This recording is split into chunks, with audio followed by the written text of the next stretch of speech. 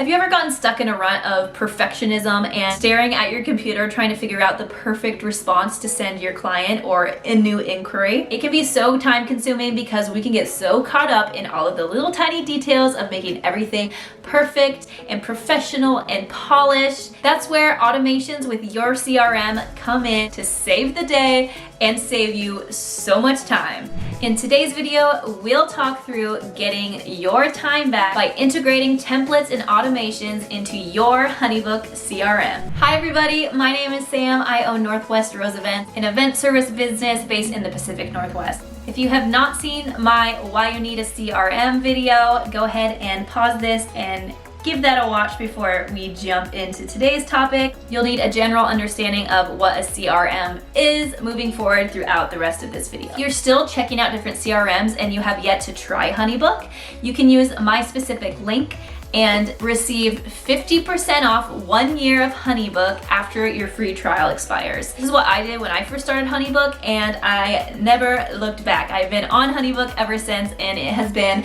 my ride or die. The second thing after you go ahead and watch that video is you'll need an understanding of your project life cycle, lifespan in whatever industry that you are in. We are going to be focusing on Photobooth businesses in this video, so if this is not entirely applicable to you and what you do, you can tweak the tips that I give in this video to match your industry or whatever you'd use your CRM for. It's important to understand the process that each client will go through before you set up these automations, just so you get a better idea of what templates, questionnaires, emails, and everything that you'll be sending out. But if you are brand new to this, you haven't had any clients or leads yet, and you're using this video to kind of give an overview, I am going to give you all the details, the inside scoop of what I use and the different aspects of my lifespan. So if you'd like to play off of that for your own business, please feel free. For the purposes of this video, I recommend sending yourself a test inquiry just to get a jumping off point. So for me, what that would look like is having my website set up with my HoneyBook lead form. And then once that is published onto my website, I would use a personal email to submit a test inquiry so we can go through the process and the automations and the whole lifespan of the project using that test. I personally have been using HoneyBook since I first started my business in 2021, and my standard operating procedures have dramatically evolved over the years. I cannot tell you how many iterations of templates and of emails I have created over the last almost 3 years I've been in business with my Photobooth. It is going to take time to implement. It's going to take time to get the hang of things. It's going to take time to establish what your project timeline even looks like. So don't beat yourself up if it's not perfect or exactly how you want it to be right from the start. You have time, give yourself grace. None of this is set in stone. You can always tweak and improve as your business progresses and as you gain more experience. Again, everything is going to be different and specified to your specific business, but my timeline looks like this. For this example, I have my test account open in HoneyBook so you can see what it would look like if you were starting fresh. And I have customized these. So we start with active projects. Then we have inquiry stage. That is what's gonna happen as soon as someone fills out your contact form. You will get a change in this number here above the inquiry. Then we have follow-up once we send that initial email. Proposal sent, proposal signed, retainer paid, planning and designing, event week, gallery delivery, and completed. When you're going through your project lifespans, there might be little extra steps in there might be fewer steps in there. Again, all specific to your business and what you like to do and what is the best for you and your client. But what we want to do after establishing that project lifespan is develop your templates.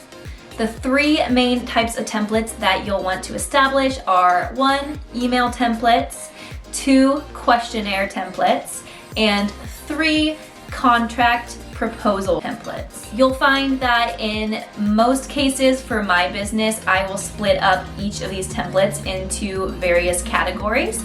Those categories will vary based on the time they're being sent within the project lifespan, as well as the type of client. We'll have more general templates for the inquiry stage, and then once we establish what type of client they are, then I will niche down and specify the types of templates that I use based off of that. And even furthermore, the 3 categories that I'll break up my clients into are corporate clients, wedding clients, and private event or other. Once you have each of those templates ready to go, what you'll want to do is automate. So like I said, we're gonna split up our different automations based on those types of clients. I do this because there's a few steps that vary and are slightly different within each of those timelines for each of those clients.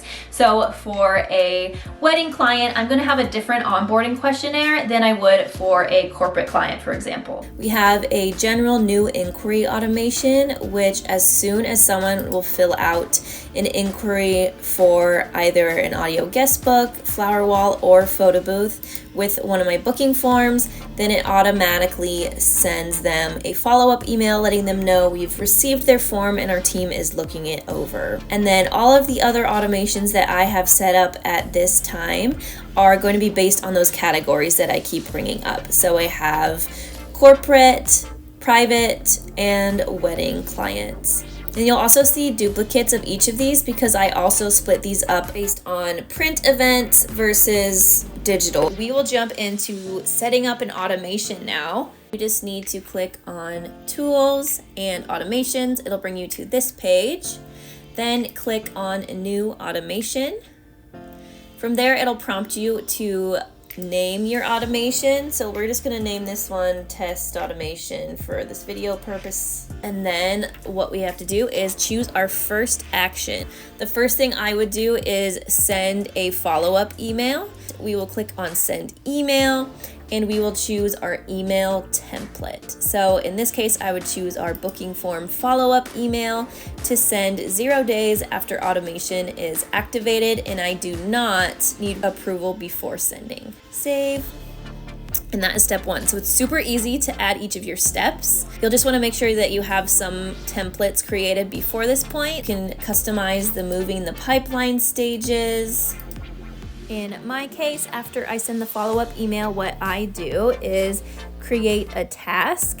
Basically notifies you that there's a task that you as the owner need to complete before you move on. So as soon as that booking form follow-up email goes out, I will give a new task, and that task is for me to review the form and create a proposal. And from there, you would just keep adding your steps 1 stage at a time until your project timeline is complete. So for me, that ends with gallery delivery, and then I move the project to completed. And you can utilize any of these features, moving the pipeline stage, sending smart files, creating tasks, sending emails, all through your automations.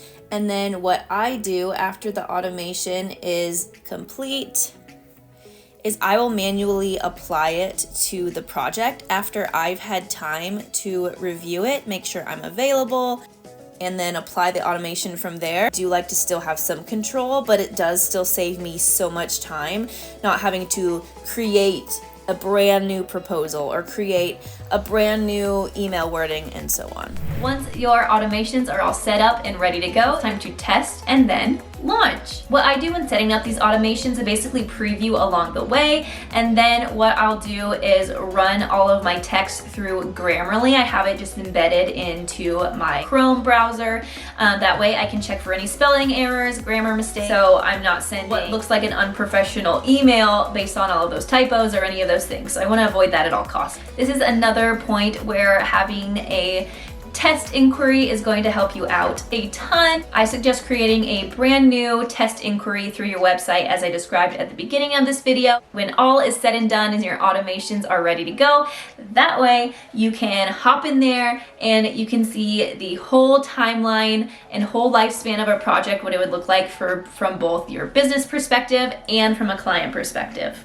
Once you're satisfied with how everything looks, you can go live. You're all set and ready to go with your automations. So future inquiries will get automated emails thanking them for their time and letting them know you're gonna follow up. You'll have client category specific templates ready to go for when your client's ready to take the leap and book you.